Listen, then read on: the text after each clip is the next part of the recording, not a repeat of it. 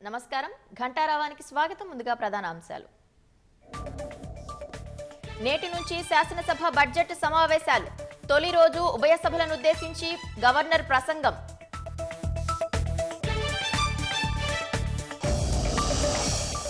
త్వరలోనే గ్రూప్ 1 కొత్త నోటిఫికేషన్ అన్న సీఎం రేవంత్ రెడ్డి. గత పరీక్షలు రద్దు, వయోపరిమితి సడలింపునిస్తామని ప్రకటన. మేడిగడ్డ కుంగుబాటు వ్యవహారంపై ప్రభుత్వం చర్యలు. నీటిపారుదల శాఖ ప్రక్షాళన, 2 ఈఎన్సీలపై వేటు.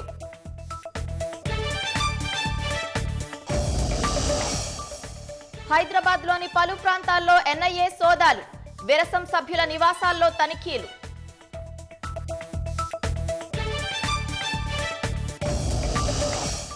కొత్త ప్రభుత్వం కోసం పాకిస్తాన్లో నేడు సార్వత్రిక ఎన్నికలు.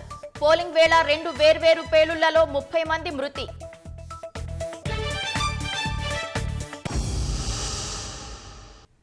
రాష్ట్ర బడ్జెట్ సమావేశాలు నేడు ప్రారంభం కానున్నాయి. ఉభయ సభల సభ్యులను ఉద్దేశించి గవర్నర్ ప్రసంగంతో సమావేశాలు ప్రారంభం కానున్నాయి. 2024-25 ఆర్థిక సంవత్సరం రాష్ట్ర వార్షిక ప్రణాళికను శనివారం రాష్ట్ర ప్రభుత్వం ప్రవేశపెట్టనుంది. నీటిపారుదల అంశాలపై చర్చతో సమావేశాలు వేడెక్కనున్నాయి.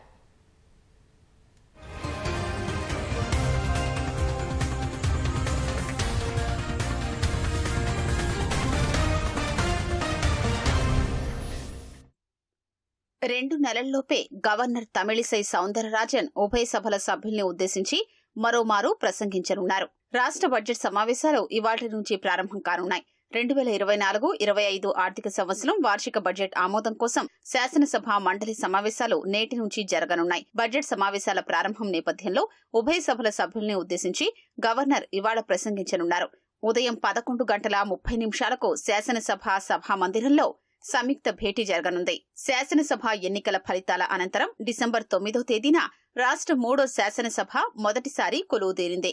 కొత్త శాసనసభ ఏర్పాటైన సందర్భంగా ఉభయ సభల సభ్యుల్ని ఉద్దేశించి గవర్నర్ తమిళిసై ప్రసంగించారు. తాజాగా బడ్జెట్ సమావేశాల నేపథ్యంలో 2 నెలల్లోపే మరోమారు గవర్నర్ ప్రసంగించనున్నారు. గవర్నర్ ప్రసంగం అనంతరం శాసనసభ మండలి రేపటికి వాయిదా పడతాయి.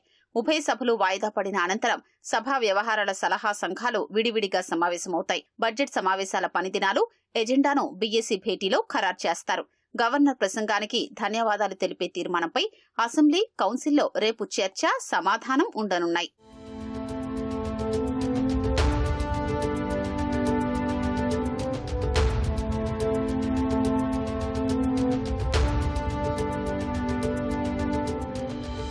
పదో తేదీన 2024-25 ఆర్థిక సంవత్సరానికి రాష్ట్ర వార్షిక ప్రణాళికను ప్రభుత్వం ఉభయ సభల్లో ప్రవేశపెట్టనుంది. లోక్సభ ఎన్నికల నేపథ్యంలో కేంద్ర ప్రభుత్వం ఓటాన్ అకౌంట్ బడ్జెట్ ప్రవేశపెట్టింది. అదే తరహాలో రాష్ట్రంలోనూ ఓటాన్ బడ్జెట్ ప్రవేశపెట్టనున్నారు. నీటిపారుదల అంశాలతో సమావేశాలు వాడివేడిగా సాగనున్నాయి. నీటిపారుదల రంగానికి సంబంధించి ఈ సమావేశాల్లో శ్వేతపత్రం ప్రవేశపెడతామని ముఖ్యమంత్రి రేవంత్ రెడ్డి ఇప్పటికే ప్రకటించారు. మేడిగడ్డ ఆనకట్ట కుంగిన వ్యవహారంపై విచారణ జరిపిన విజిలెన్స్ అండ్ ఎన్ఫోర్స్మెంట్ విభాగం ఇప్పటికే రాష్ట్ర ప్రభుత్వానికి ప్రాథమిక నివేదిక ఇచ్చింది. నివేదిక ఆధారంగా 2 ఈఎన్సీలను రాష్ట్ర ప్రభుత్వం ఇప్పటికే తప్పించింది.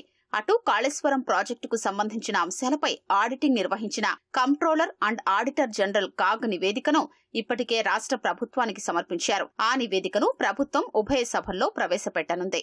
వీటితో పాటు కృష్ణానది యాజమాన్య బోర్డుకు శ్రీశైలం, నాగార్జున సాగర్ ప్రాజెక్టుల అవుట్లెట్లను అప్పగించే విషయమై రాష్ట్రంలో గత కొన్నాళ్లుగా రాజకీయ దుమారం కొనసాగుతోంది. అధికార కాంగ్రెస్, విపక్ష భారాస పరస్పరం విమర్శలు, ప్రతివిమర్శలు చేసుకుంటున్నాయి. ఈ పరిస్థితుల్లో అన్ని అంశాలపై శాసనసభ వేదికగా పూర్తి స్థాయిలో చర్చిద్దామని సీఎం రేవంత్ రెడ్డి స్పష్టం చేశారు.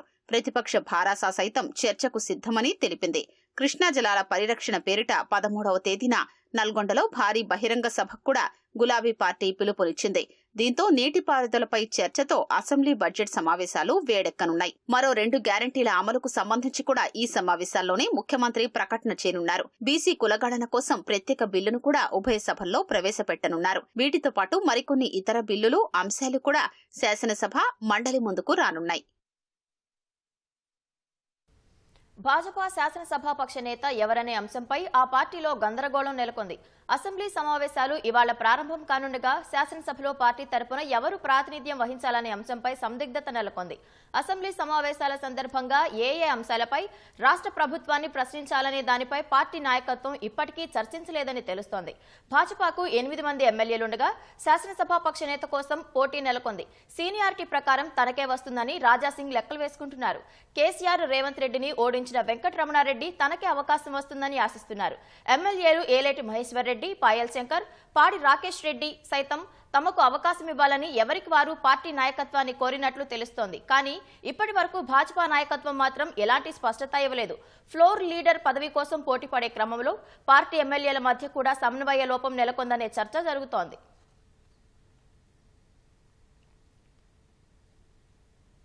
60 ఖాళీలు అదనంగా చేర్చి త్వరలోనే గ్రూప్ 1 కొత్త నోటిఫికేషన్ ద్వారా పరీక్షలు నిర్వహించాలని నిర్ణయించినట్లు ముఖ్యమంత్రి రేవంత్ రెడ్డి స్పష్టం చేశారు. ప్రశ్నాపత్రాలు లీక్ అయినందున గతంలో నిర్వహించిన గ్రూప్ 1 పరీక్షలు రద్దు చేయాలని నిర్ణయం తీసుకున్నట్లు ఆయన తెలిపారు. వయో పరిమితి సడలింపు ఇచ్చి అందరికీ అవకాశం కల్పిస్తామని సీఎం హామీ ఇచ్చారు. సింగరేణి కార్డున నియామకాల్లో ఎంపికైన 441 మందికి నియామక పత్రాలు అందజేసే కార్యక్రమం హైదరాబాద్ నెక్లెస్ రోడ్లోని అంబేద్కర్ విగ్రహం వద్ద నిర్వహించారు. డిప్యూటీ సీఎం భట్టి విక్రమార్క, మంత్రులు, ఎమ్మెల్యేలు, అధికారులతో కలిసి సీఎం రేవంత్ రెడ్డి ఉద్యోగ నియామక పత్రాలు అందజేశారు. వీలైనంత త్వరగా పోలీస్ ఉద్యోగ నియామకాల ప్రక్రియ చేపట్టనున్నట్లు సీఎం తెలిపారు. రాష్ట్రంలోని 30 లక్షల మంది నిరుద్యోగుల్లో సంపూర్ణ విశ్వాసం నింపుతున్నట్లు చెప్పారు. మా ఉద్యోగాల కోసం కాదు, మీ ఉద్యోగ నియామకాల కోసం మేము తాపత్రయపడుతున్నాము. నిజమైన కార్మికుల్ని, నిజమైన నిరుద్యోగుల్ని వాళ్ళ ఉద్యోగ నియామకాలలో వాళ్ళని నియమించినప్పుడే నిజమైన ఇందిరమ్మ రాజ్యం వచ్చినట్టు. తొందరలోనే పోలీస్ రిక్రూట్మెంట్ బోర్డు నుంచి ఇంకొక 15,000 ఉద్యోగ ఖాళీలను కూడా భర్తీ చేయడానికి ప్రభుత్వము అన్ని రకాల ప్రయత్నాలు చేస్తుంది. ఎంత తొందరగా వీలైతే అంత తొందరగా 15,000 పోలీసు ఉద్యోగ నియామకాలు కూడా ఈ ప్రభుత్వం చేపట్టబోతుంది. 64 అదనంగా ఏర్పడ్డ ఖాళీలను కూడా కలిపి ఈ రోజు కొత్త నోటిఫికేషన్ ఇచ్చి గ్రూప్ 1 పరీక్షల్ని మళ్లీ నిర్వహించాలని నిర్ణయం తీసుకున్నాం. పరీక్షల వల్ల ఆలస్యమయ్యి వాళ్ళ వయసు కూడా కొంతమందికి అవకాశాలు కోల్పోతారని 2 సంవత్సరాలు ప్రత్యేకంగా వయసు మినహాయింపునిచ్చి వాళ్ళందరికీ కూడా పరీక్షలో పాల్గొనే విధంగా అవకాశాలు కల్పించి ఈరోజు రాష్ట్ర ప్రభుత్వం నిర్ణయం తీసుకున్నది. తొందరలోనే గ్రూప్ 1 పరీక్షలకు నోటిఫికేషన్ వస్తుంది. తక్షణమే పబ్లిక్ సర్వీస్ కమిషన్ ద్వారా, సింగరేణి బోర్డు ద్వారా, విద్యుత్ బోర్డు ద్వారా, పోలీస్ రిక్రూట్మెంట్ బోర్డు ద్వారా, వైద్య విధాన పరిషత్ బోర్డు ద్వారా ఎన్ని ఖాళీలు ఉన్నాయో అన్ని ఖాళీల నియామకాలు చేపట్టడానికి యుద్ధ ప్రాతిపదికన ఈ ప్రభుత్వం చర్యలు చేపడుతుంది. అందుకే మీరు పోటీ పరీక్షలకు మీరు తయారవ్వండి. క్యాలెండర్ డేట్ ప్రకారం మీ పరీక్షలు నిర్వహించి మీ నియామకాలను మీకు అందించే బాధ్యత కాంగ్రెస్ పార్టీ మా ప్రభుత్వం తీసుకుంటుంది. గత ప్రభుత్వం సింగరేణి కాలనీస్ ని కేవలం వాళ్ళ రాజకీయ అవసరాల కోసం మాత్రమే వాడుకుంది. ఒకప్పుడు 105,000 పైబడి ఉన్నటువంటి ఉద్యోగాలు 42,000 కుదించబడ్డాయి. అదే గత ప్రభుత్వం అలాగే కొనసాగి ఉంటే 42,000 ఉద్యోగ అవకాశాలు చివరికి 5,000 కూడా కుదించబడి ఈ సింగరేణి భవిష్యత్తులో ఈ రాష్ట్ర అభివృద్ధి కోసం కావలసినంత సహజ వనరులు అందించాలని, ఆ సహజ వనరులు అందించే కార్యక్రమంలో మీరంతా కూడా పెద్ద ఎత్తున భాగస్వాములు కావాలని చెప్పి మనస్ఫూర్తిగా కోరుకుంటూ మీ అందరికీ ఈరోజు అభినందనలు తెలియజేస్తా ఉన్నాను. మేడిగడ్డ ఆనకట్ట కుంగుబాటు వ్యవహారంపై రాష్ట్ర ప్రభుత్వం చర్యలు ప్రారంభించింది. విజిలెన్స్ అండ్ ఎన్ఫోర్స్మెంట్ నివేదిక ఆధారంగా నీటిపారుదల శాఖ ప్రక్షాళనకు నడుం బిగించిన రాష్ట్ర ప్రభుత్వం 2 ఈఎన్సీలను తప్పించింది. ఈఎన్సీ జనరల్ మురళీధర్ రావును రాజీనామా చేయాలని ఆదేశించిన సర్కార్ రామగుండం ఈఎన్సీ నల్లా వెంకటేశ్వర్లను బాధ్యతల నుంచి తొలగించింది. మరికొంతమంది ఇంజనీర్లపై కూడా ప్రభుత్వం చర్యలు తీసుకోనున్నట్లు సమాచారం. బడ్జెట్ సమావేశాలు ప్రారంభమవుతున్న వేళ రాష్ట్ర ప్రభుత్వం కీలక నిర్ణయం తీసుకుంది. నీటిపారుదల శాఖలో 2 కీలక సీనియర్ ఇంజనీర్ ఇన్ చీఫ్లను తప్పించింది. ఈఎన్సీ జనరల్ మురళీధర్ రావును రాజీనామా చేయాలని నీటిపారుదల శాఖ మంత్రి ఉత్తమ్ కుమార్ రెడ్డి ఆదేశించారు. రామగుండం ఈఎన్సీ నల్లా వెంకటేశ్వర్లను తొలగిస్తూ నీటిపారుదల శాఖ కార్యదర్శి రాహుల్ బొజ్జా ఉత్తర్వులు జారీ చేశారు. మేడిగడ్డ ఆనకట్టకు సంబంధించి విజిలెన్స్ అండ్ ఎన్ఫోర్స్మెంట్ విభాగం ఇచ్చిన నివేదికను పూర్తి స్థాయిలో పరిశీలించిన అనంతరం తొలగింపు నిర్ణయం తీసుకున్నట్లు ఉత్తర్వుల్లో పేర్కొన్నారు.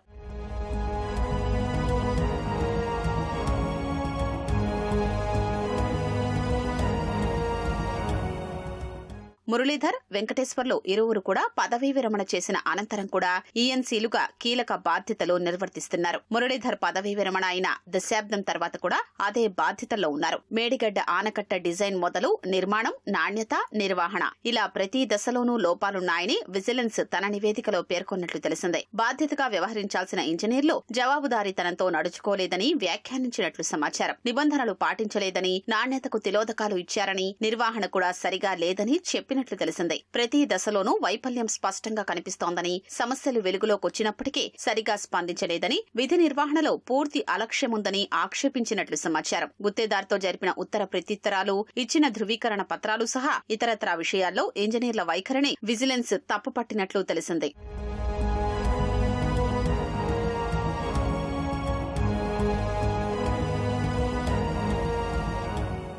ఇంజనీర్ ఇన్ చీఫ్లతో పాటు పనులు పర్యవేక్షించిన పలువురు ఇతర ఇంజనీర్ల పేర్లను కూడా విజిలెన్స్ తన నివేదికలో ప్రస్తావించినట్లు సమాచారం. ఈ అంశాన్ని పరిగణలోకి తీసుకుని 2 ఈఎన్సీలను రాష్ట్ర ప్రభుత్వం తొలగించింది. కృష్ణానది యాజమాన్య బోర్డుకు అవుట్లెట్ల అప్పగింత వ్యవహారంలో కూడా ఈఎన్సీ జనరల్ మురళీధర్రావు వైఖరిపై ప్రభుత్వం ఆగ్రహంగా ఉన్నట్లు నీటిపారుదల శాఖ వర్గాలు చెబుతున్నాయి. మిగిలిన ఇంజనీర్లపై కూడా త్వరలోనే చర్యలు ఉంటాయని అంటున్నారు. మొత్తంగా నీటిపారుదల శాఖలో భారీ ప్రక్షాళన జరగనుందని చర్చ జరుగుతోంది. బడ్జెట్ సమావేశాల్లో నీటిపారుదల రంగంపై శ్వేతపత్రాన్ని ప్రవేశపెట్టడంతో పాటు అన్ని అంశాలపై విస్తృతంగా చర్చిస్తామని ప్రభుత్వం ఇప్పటికే ప్రకటించిన నేపథ్యంలో సమావేశాల ప్రారంభం ముందు రోజు సర్కార్ తీసుకున్న నిర్ణయం చర్చనీయాంశంగా మారింది. హైదరాబాద్లోని పలుచోట్ల జాతీయ దర్యాప్తు సంస్థ సోదాలు కొనసాగుతున్నాయి. విరసం నేత వరవరరావు అల్లుడు, వీక్షణం పత్రికా సంపాదకుడు ఎన్ వేణుగోపాల్ ఇంట్లో తెల్లవారుజాము నుంచే ఎన్ఐఏ సోదాలు నిర్వహిస్తోంది. మావోయిస్టులతో సంబంధాలు ఉన్నాయన్న ఆరోపణలతో హిమాయత్ నగర్లోని ఆయన నివాసంలో సోదాలు నిర్వహిస్తున్నట్లు సమాచారం. అటు ఎల్బీ నగర్లోని రవిశర్మ, అనురాధ దంపతుల ఇంట్లోనూ తనిఖీలు చేపడుతున్నారు. మావోయిస్టు పార్టీతో సంబంధాలు ఉన్నాయన్న ఆరోపణలపై గతంలోనూ వీరి ఇళ్లలో ఎన్ఐఏ తనిఖీలు నిర్వహించింది.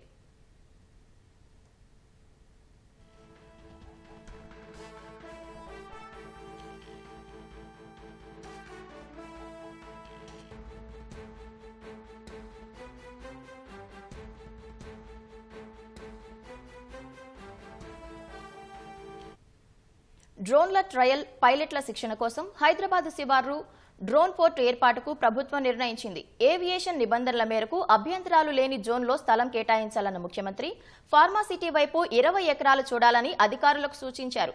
వరంగల్ విమానాశ్రయాన్ని పునరుద్ధరించాలని, కొత్తగూడెం భద్రాచలంలో ఎయిర్పోర్టు ఏర్పాటుకు సాధ్యాసాధ్యాలను పరిశీలించాలని అధికారులకు సీఎం సూచించారు. డ్రోన్ పైలట్లకు అధునాతన శిక్షణ కోసం ఇస్రోతో రాష్ట్ర ప్రభుత్వం ఒప్పందం చేసుకుంది. ఇస్రోకు చెందిన నేషనల్ రిమోట్ సెన్సింగ్ సెంటర్తో తెలంగాణ రాష్ట్ర ఏవియేషన్ అకాడమీ ఈ మేరకు ఒప్పందం చేసుకుంది.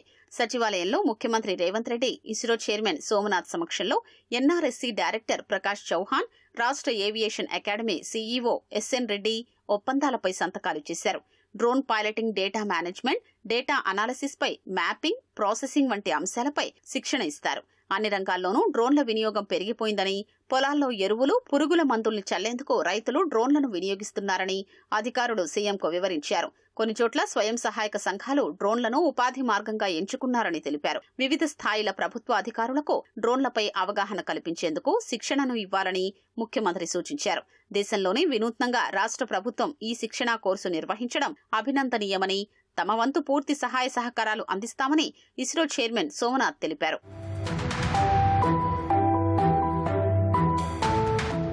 డ్రోన్ పైలట్ల శిక్షణ కోసం స్థలం కేటాయించాలని తెలంగాణ ఏవియేషన్ అకాడమీ అధికారులు సీఎం రేవంత్ రెడ్డిని కోరారు. ప్రస్తుతం విమానాశ్రయంలోనే డ్రోన్ పైలట్లకు శిక్షణ ఇస్తున్నామని, అక్కడ రద్దీ వల్ల ఇబ్బందులు ఎదురవుతున్నాయని వివరించారు. పైలట్ల శిక్షణతో పాటు డ్రోన్ల తయారీ కంపెనీలు తమ ట్రయల్స్ నిర్వహించుకునేందుకు డ్రోన్ పోర్టు ఉపయోగపడుతుందని చెప్పారు. సానుకూలంగా స్పందించిన ముఖ్యమంత్రి రేవంత్ రెడ్డి డ్రోన్ పోర్టు కోసం 20 ఎకరాల్ని ఫార్మాసిటీ వైపు సేకరించాలని అధికారుల్ని ఆదేశించారు.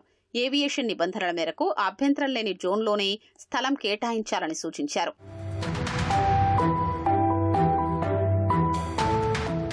వరంగల్ విమానాశ్రయం పునరుద్ధరణకు చర్యలు చేపట్టాలని ముఖ్యమంత్రి ఆదేశించారు. పాడైన పాత రన్వేలను నిర్మించడంతో పాటు అక్కడి నుంచి కమర్షియల్ ఆపరేషన్స్ నిర్వహించేందుకు సాధ్యాసాధ్యాలు పరిశీలించాలని సూచించారు.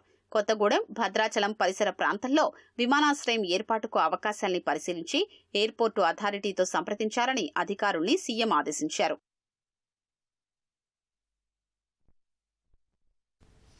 పార్లమెంటు ఎన్నికల్లో రాష్ట్రంలో డబుల్ డిజిట్ సీట్లు గెలిపే లక్ష్యంగా అధికార కాంగ్రెస్ ప్రణాళికలు రచిస్తోంది. టికెట్ల కోసం పార్టీలో తీవ్ర పోటీ నెలకొన్న తరుణంలో అసెంబ్లీ ఎన్నికల్లో మాదిరిగానే సుదీర్ఘ కసరత్తులు చేస్తోంది. చేరికలను ఆహ్వానిస్తూ బలమైన అభ్యర్థులను ఎంపిక చేస్తూ ప్రత్యర్థులను చిత్తు చేసే వ్యూహాలతో ముందుకెళ్తోంది. కేంద్రంలో భాజపాను గద్దెదించేందుకు కాంగ్రెస్ అధిష్టానం తీవ్ర ప్రయత్నాలు చేస్తున్న తరుణంలో రాష్ట్రం నుంచి వీలైనన్ని ఎక్కువ సీట్లు అందించడమే లక్ష్యంగా ఆ పార్టీ రాష్ట్ర నాయకత్వం కసరత్తులు చేస్తోంది. రాష్ట్రంలోని 17 స్థానాలకు గాను గత ఎన్నికల్లో 3 చోట్ల కాంగ్రెస్ గెలుపొందింది. అసెంబ్లీ ఎన్నికల్లో పార్టీ అధికారంలోకి రావడంతో ఈసారి కనీసం 14 చోట్లనైనా విజయం సాధించాలని కాంగ్రెస్ నాయకత్వం భావిస్తోంది. పీసీసీ అధ్యక్షుడు సీఎం రేవంత్ రెడ్డి పలుమార్లు ఇదే లక్ష్యాన్ని పార్టీ నేతలకు నిర్దేశిస్తున్నారు. ఇది అంత సులువు కాకపోయినా వ్యూహాత్మకంగా ముందుకెళ్తే అసాధ్యం కాదని కాంగ్రెస్ నాయకత్వం భావిస్తోంది. అభ్యర్థుల ఎంపికలో మరిన్ని జాగ్రత్తలు తీసుకుంటూ గెలుపు గుర్రాలే ప్రామాణికంగా పార్టీ నేతలు సాగుతున్నారు. పార్టీలో బలమైన నేతలు లేని చోట బయట పార్టీల నుంచి వచ్చే వారిని ఆహ్వానించాలని నిర్ణయించారు.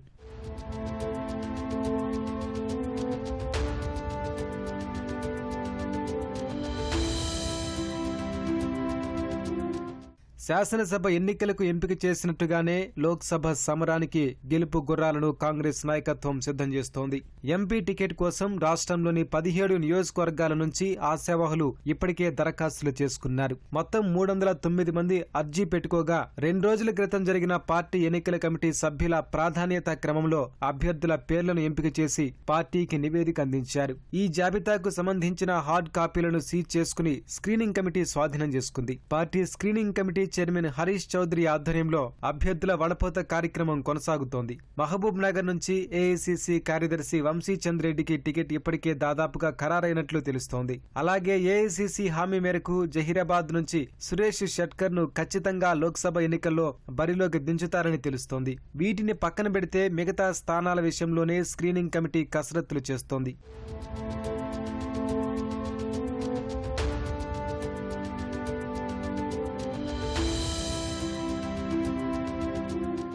అభ్యర్థుల ఎంపిక పట్ల పార్టీ నాయకత్వం ప్రత్యేక దృష్టి సారించటం, గెలిచే సత్తా ఉన్న వారినే బరిలోకి దించే అవకాశం ఉండటంతో ఆశావహుల్లో ఆందోళన మొదలైంది. ఎలాగైనా పోటీ చేయాలని భావిస్తున్న వారిలో పలువురు ఇప్పటికే దిల్లీకి చేరుకుని లాబియింగ్ సైతం మొదలుపెట్టారు. ఈ నెలలోనే లోక్సభ ఎన్నికలకు నోటిఫికేషన్ వస్తుందనే అంచనాలతో ప్రత్యర్థులను చిత్తు చేసేందుకు కాంగ్రెస్ నాయకత్వం అస్త్రశస్త్రాలను సిద్ధం చేస్తోంది. కొత్తగా నిర్మించిన భవనం ఉంది, కావాల్సిన వస్తువులున్నాయి, ఆధునిక వైద్య పరికరాలు అందుబాటులో ఉన్నాయి. కానీ రోగులకు మాత్రం ఆ స్థాయి వైద్య సేవలు అందట్లేదు. అత్యవసర కేసులొస్తే రోగులను అప్పటికప్పుడు పై ఆసుపత్రులకు సిఫార్సు చేయడమే తప్ప అక్కడి వైద్యులు చేసేదేమీ ఉండదు. నిత్యం 300 నుంచి 500 మంది రోగులు, 100 మంది ఇన్ పేషెంట్లకు వైద్య సేవలందించే అచ్చంపేట ఏరియా ఆసుపత్రి దుస్థితిపై కథనం.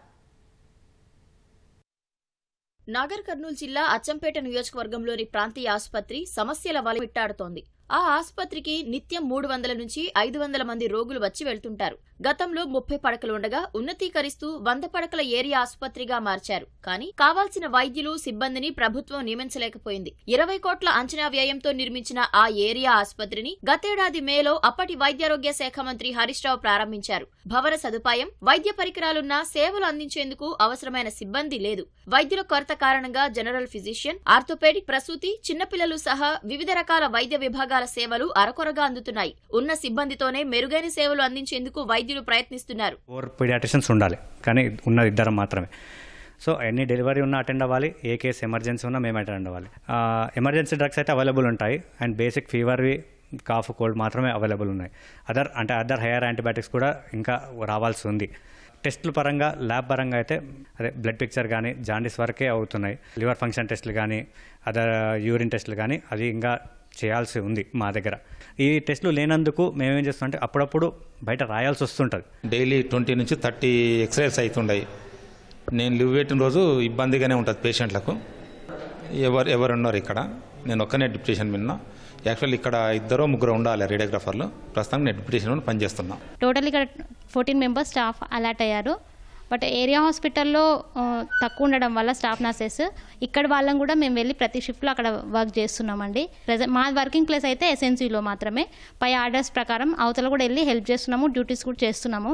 అందువల్ల ఇక్కడ స్టాఫ్ 1-2 షిఫ్ట్లలో చేయాల్సి వస్తుంది, కొంచెం ఇబ్బందిగా ఉంటుంది. రోగ నిర్ధారణ పరీక్షలు చేసేందుకు అవసరమైన పరికరాలు ఉన్నా టెక్నీషియన్లు లేకపోవడంతో కొన్ని రకాల పరీక్షల కోసం రోగుల్ని బయటకు పంపాల్సిన పరిస్థితి. స్కానింగ్ సౌకర్యం ఉన్నా అందుకు అవసరమైన నిపుణులు లేకపోవడం వల్ల అత్యవసర పరిస్థితుల్లో మాత్రమే వైద్యులు గర్భిణులకు గైనకాలజిస్టులు స్కానింగ్ చేస్తున్నారు. సర్కారీ దవాఖానాకు వచ్చినా ఖర్చు తప్పకపోవడంపై రోగులు ఆవేదన వ్యక్తం చేస్తున్నారు. నైట్ టైం డెలివరీకి వచ్చే వాళ్ళకు కొంచెం డాక్టర్స్ అవైలబుల్గా లేక ఇక్కడ నుంచి వాళ్ళను నాగర్ కర్నూలుకు రిఫర్ చేస్తూ ఉన్నారు. అట్లా కాకుండా ఇంత పెద్ద హాస్పిటల్ ఉంది కదా, అవేవో ఇక్కడనే చేస్తే బాగుంటుంది. నీట్నెస్గా అక్కడ ఉండదు.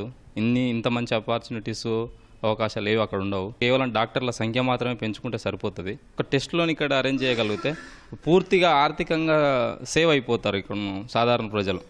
ఎక్స్రే లాంటివి కూడా అప్పుడప్పుడు ఎమర్జెన్సీలలో మాత్రమే చేస్తున్నటువంటి పరిస్థితి ఉంది. పిల్లల వైద్యాన్ని అందించేటటువంటి డాక్టర్లు అందుబాటులో ఉన్నప్పటికీ వాళ్లకు పరీక్షలు చేసేటటువంటిది వైద్య పరీక్షలకు మాత్రం బయటికి పంపిస్తున్నటువంటి పరిస్థితి ఉంది.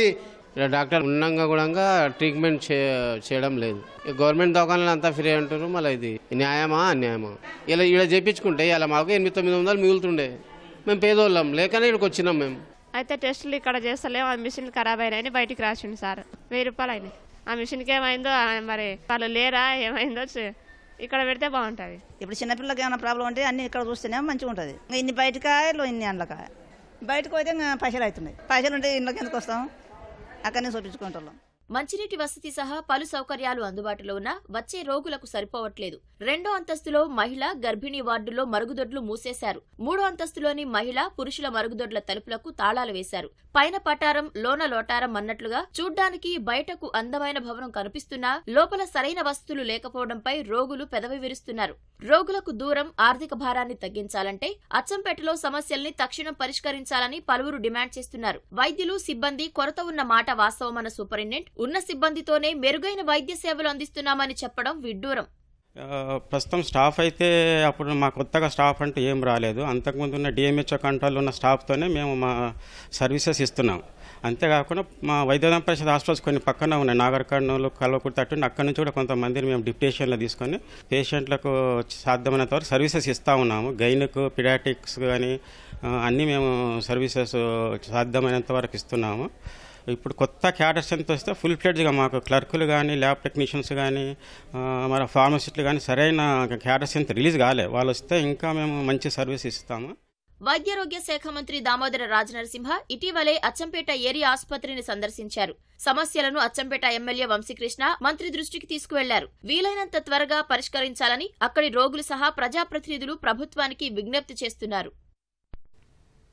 హైదరాబాద్ ఎల్బీ స్టేడియంలో స్పోర్ట్స్ డే సందర్భంగా స్కూల్ సక్సెస్ లో ఒక బాలుడు మృతి చెందాడు. స్పోర్ట్స్ డేలో టోలీ చౌకీ పాఠశాలకు చెందిన యూకేజీ విద్యార్థి మహమ్మద్ ఆదిల్ విజయం సాధించాడు. మహమ్మద్ ఆదిల్ సర్టిఫికెట్ తీసుకుని అతని తల్లితో ఉండగానే అతని సోదరుడు అహిల్ తప్పిపోయాడు. చుట్టుపక్కల వెతకగా వాటర్ సంపులో అహిల్ పడిపోయాడని గుర్తించారు. బాబును బయటకు తీసి సమీపంలోని ఆసుపత్రికి తరలించగా అప్పటికే మృతి చెందినట్లు వైద్యులు తెలిపారు. పాఠశాల యాజమాన్యం నిర్లక్ష్యం వల్లే తమ బాబు మృతి చెందాడని తల్లిదండ్రులు ఆరోపించారు. ఈ ఘటనపై కేసు నమోదు చేసి పోలీసులు దర్యాప్తు చేస్తున్నారు. అక్రమాస్తుల కేసులో హెచ్ఎండిఏ మాజీ డైరెక్టర్ శివబాలకృష్ణ ఏసీబీ కస్టడీ ముగిసింది. నిందితుడిని నాంపల్లి కోర్టులో ప్రవేశపెట్టగా మరో 14 రోజులు రిమాండ్ను పొడిగించింది. 8 రోజుల విచారణలో శివబాలకృష్ణ చెప్పిన విషయాలు, బయటపడుతున్న ఆస్తులు, వాటిని కూడబెట్టేందుకు ఆయన అనుసరించిన విధానాలని చూసి ఏసీబీ అధికారులే నిర్ఘాంతపోతున్నారు. ఆదాయానికి మించిన ఆస్తుల కేసులో అరెస్టైన రెరా మాజీ కార్యదర్శి శివబాలకృష్ణ భారీగా ఆస్తులు కూడబెట్టినట్టు ఏసీబీ కస్టడీలో బయటపడింది. 1 కాదు 2 కాదు ఏకంగా 250 కోట్ల నగదు, తెలంగాణ, ఆంధ్రప్రదేశ్ లో 100 ఎకరాల్లో భూములు, ఖరీదైన విల్లాలు, బంగారం, ఇలా పెద్ద ఎత్తున ఆస్తులు కూడబెట్టినట్టు తేలింది. శివబాలకృష్ణ అక్రమాస్తుల చిట్టా తవ్వే కొద్దీ బయటపడుతోంది. 8 రోజుల పాటు కస్టడీలోకి తీసుకున్న ఏసీబీ అధికారులు అనేక కీలక విషయాలు రాబట్టారు. బినామీల పేరిటే 214 ఎకరాల వ్యవసాయ భూమి ఉన్నట్లు తేలింది.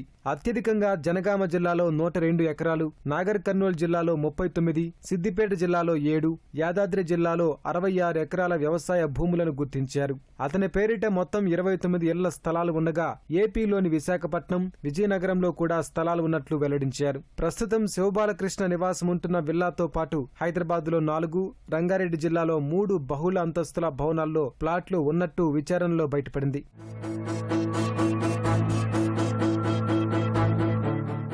ఈ వ్యవహారంలో శివబాలకృష్ణకు అతని సోదరుడు నవీన్ కుమార్ తో పాటు మరో 3 బినామీలు ఉన్నట్టు ఏసీబీ అధికారులు గుర్తించారు. కస్టడీ ముగిసిన తర్వాత ఉస్మానియాలో వైద్య పరీక్షలకు తరలించారు. బుధవారంతో శివబాలకృష్ణ రిమాండ్ ముగియడంతో నాంపల్లి కోర్టులో హాజరుపరిచి తర్వాత చెంచలగూడ జైలుకు తరలించారు. మరోవైపు శివబాలకృష్ణ వల్ల నష్టపోయిన 4 వ్యక్తులు ఏసీబీ అధికారులను ఆశ్రయించారు. దాన్ని కూడా పరిగణలోకి తీసుకుని రిమాండ్ పొడిగించే అవకాశం ఉంది. 2 రోజుల క్రితం హెచ్ఎండిఏ కార్యాలయాల్లో సోదాలు చేసిన అనిష పలు దస్త్రాలను సైతం స్వాధీనం చేసుకుంది. గత 8 రోజుల పోలీస్ కస్టడీ విచారణలో 214 ఏకర్స్ ఆఫ్ అగ్రికల్చర్ ల్యాండ్ మాకు ఐడెంటిఫై చేయడం జరిగింది. అందులో ముఖ్యంగా జనగాం డిస్ట్రిక్ట్ లో అరౌండ్ 102 ఏకర్స్ ఉన్నాయి. ప్లాట్స్ వస్తే అరౌండ్ 29 ప్లాట్స్ ఐడెంటిఫై చేయడం జరిగింది.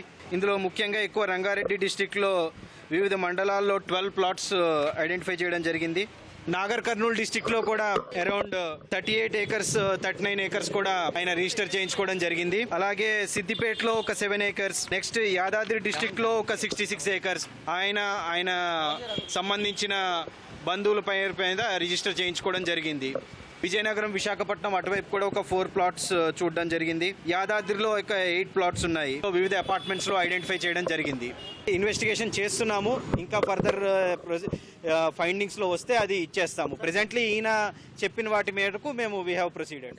శివబాలకృష్ణ కస్టడీ విచారణలో భాగంగా అతని బంధువులను కూడా ఏసీబీ అధికారులు విచారించారు. వారి నుంచి సేకరించిన సమాచారంతో మరిన్ని ఆస్తులు బయటపడే అవకాశం ఉందని వెల్లడించారు.